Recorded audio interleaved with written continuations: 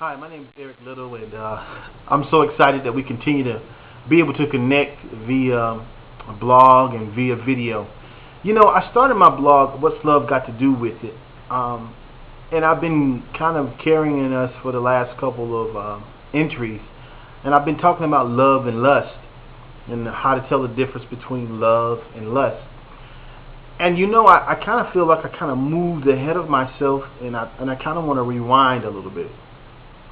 And because I think that love starts with you loving yourself. Yes, it's good for us to know the difference between the two, love and lust, but it's also great for you to begin to understand, as we gain an understanding of what love is. It's great for you to begin and for us to begin to learn and know how to love ourselves. Now, I do know that that is a struggle for so many people, even a struggle for me growing up, and even now, as I still have to process through some of the struggles that I've had over the years, being raised, like I said, as in a single parent home, and not having that balance of a father that affirmed me, a father that spoke life over me, a father that could answer my questions and give me truth, and not people who just gave me information, but it really wasn't for my betterment. And so I know how much of a struggle it is, especially now with all of the children growing up without balance in the home. The fathers are not there. The children are being born to teenagers, and teenagers that don't really understand. I know I didn't really understand what life was all about, and I know that I would have crumbled under the pressure of being a 16-year-old father trying to love and be all of the right things for a little baby. So today we have that struggle with so many young people having babies, and they're still trying to find themselves, and it's really leaving the baby out to dry because they don't know how to give the baby what it needs in order for it to grow up balanced. And so a lot of that stuff has just been happening for generation and generation, and now hear me and here you are. People who still are desperately looking for the answers to love. And I think one of the hardest things to do with all of the different struggles that I've gone through and you've gone through is we're really figuring out how to love ourselves. Now, I'm not trying to be Dr. Phil or anything because I think being Eric Little is tough enough. But I will say this, that if you're not going to take time to love you, it's going to be really hard for you to love someone else. What's loving you, Eric? Loving you is taking time out for you. Taking time out for you to read something to build yourself up. Taking time out for you to go to a movie by yourself and do something for yourself. Taking time to love you is cutting away from dead-end relationships with people who you know are not leading you in the right direction. That's one of the biggest struggles I have with the students that I work with it every day. I work with students at alternative high schools, students who made really bad decisions, teenagers, and now they have to get pulled out of their main school and into an alternative setting until they can get back on track. And so often we get pulled out of the mainstream of excitement and joy in life because we just start practicing the wrong things as it relates to love, and we really start forming negative habits for how we love ourselves. Take some time and do you.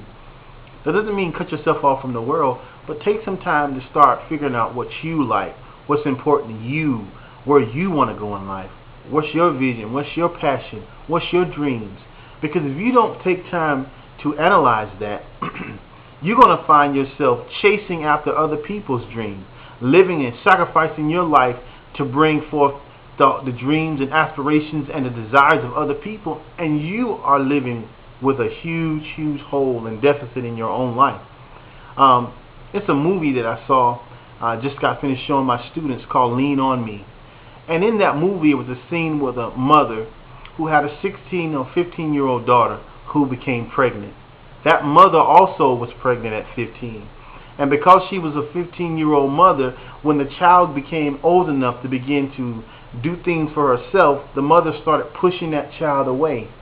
And when the guy that Morgan Freeman plays, the principal, asked her why she felt that way, she said because she felt like the baby that she had in her teenage years took her life away. And so now she was ready, once the baby got and the girl got old enough to take care or do some things for herself, she started pushing the young lady away because she wanted to get her life back. And too often that's happened to you, or in ways that's happening to so many other people who are not able to fully develop because their life or them being born has taken away the life of the parent who's still very young. And so I challenge you, and I challenge people all the time. You know, I've been practicing abstinence for 9.5 years. No, I'm not perfect. Yes, I've had struggles, and it's been hard, but I find great empowerment in it now.